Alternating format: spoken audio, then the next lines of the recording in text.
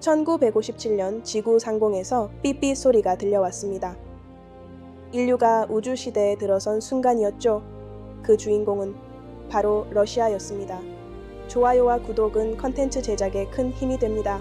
여러분은 아시나요? 전쟁과 혁명으로 나라가 흔들리던 러시아에서 과연 누가 인류를 진짜로 우주로 보내는데 성공했을까요?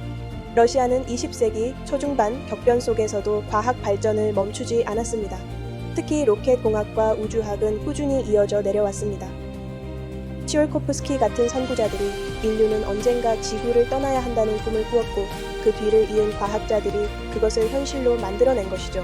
그 흐름의 중심에 있던 인물이 바로 세르게이 코롤요프입니다. 그는 소련 우주 프로그램의 총설계자로 냉전이라는 치열한 시대 속에서 과학을 무기로 삼아 미국과의 경쟁을 주도했습니다. 그리고 마침내 1957년 인류 최초의 인공위성 스푸트니크 1호가 지구 궤도에 올랐습니다. 비비비. 단순한 전파 신호였지만 그 울림은 전 세계를 충격에 빠뜨렸습니다. 미국은 큰 위기감을 느꼈고 소련은 기술적 우위를 과시했습니다. 이때부터 본격적인 우주 경쟁이 시작된 것입니다. 그리고 불과 4년 뒤인 1961년 인류 최초의 우주 비행사가 탄생했습니다. 그의 이름은 유리 가가린. 그가 지구 궤도를 돌며 남긴 말 셈랴 고르바야, 지구는 푸르다. 이 말은 인류 역사에 길이 남을 명언이 되었죠. 이 사건은 소련이 미국보다 한 발 앞서 우주 시대에 도달했음을 보여줬습니다. 전 세계는 놀라움과 두려움 속에서 러시아 과학의 힘을 실감했죠. 우주 탐사 과정에서 발전한 기술은 단순히 로켓만이 아니었습니다.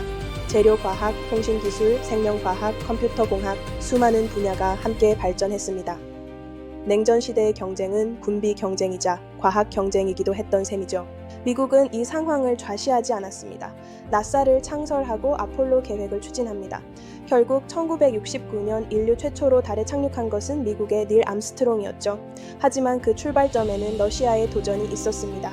만약 스푸트니크와 가가린이 없었다면 인류는 그렇게 빨리 달에 갈 수 없었을지도 모릅니다. 더 흥미로운 점은 그렇게 치열하게 경쟁했던 미국과 러시아가 지금은 협력하고 있다는 사실입니다.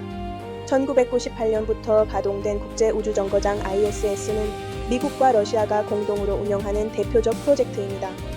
러시아는 소유주 우주선을 통해 우주인을 실어 나르고 미국은 실험 모듈과 전력 시스템을 제공하며 힘을 합쳤습니다.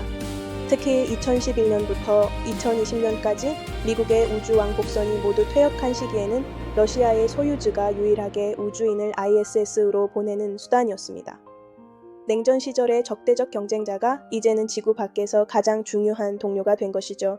이 이야기는 현재도 진행 중입니다. 그 협력의 영향은 한국에도 이어졌습니다. 1990년대 러시아는 경제 위기 속에서 한국의 차관을 무기와 기술로 갚았는데 이것이 바로 불곰 프로젝트였습니다. 한국은 T-80U 전차와 BMP-3 장갑차 같은 최신 무기를 도입하며 러시아 기술을 직접 체험하고 분석할 수 있었죠. 이 경험은 한국의 군사 기술 발전뿐만 아니라 후일 우주 발사체 개발에도 중요한 밑거름이 되었습니다. 이후 한국의 위성 발사와 우주 발사체 개발에서 러시아와의 협력이 이어졌고 2013년 궤도 진입에 성공한 나로호 KSLV-1을 한러가 공동 개발하였습니다. 이 프로젝트는 훗날 2021년 누리호의 성공 기반이 되어 한국의 고유 발사체 기술의 뼈대가 되었습니다.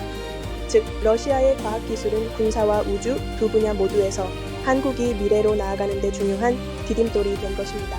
숄코프스키의 꿈은 가가린의 미소로 현실이 되었고 그 꿈은 미국과의 치열한 경쟁을 거쳐 오늘날 국제우주정거장에서의 협력으로 이어졌습니다. 그리고 그 파급력은 한국에도 닿아 대한민국의 인공위성 발사의 기반이 되었죠.